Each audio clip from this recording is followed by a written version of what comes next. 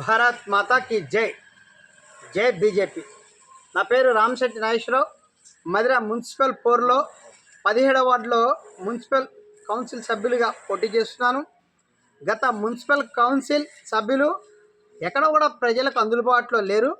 ప్రజలు మ్యాండేటరీ, ప్రజలు గుర్తుకు ఓటేస్తే గెలిచినటువంటి వ్యక్తి వేరే పార్టీకి పోయి పెత్తనం చేస్తున్నారు.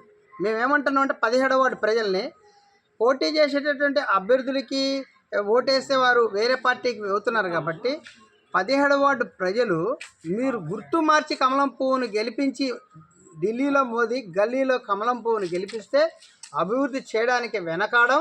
నిన్న బడ్జెట్లో కూడా పూర్తిగా మధిర పట్టణాభివృద్ధికి బడ్జెట్ పూర్తిగా 10 కోట్ల రూపాయల నిధులు ఇచ్చారు.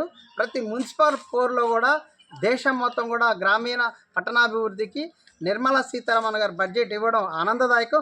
మున్సిపల్ ఎన్నికల పోరులో ఈ బడ్జెట్ శుభ పరిణామం.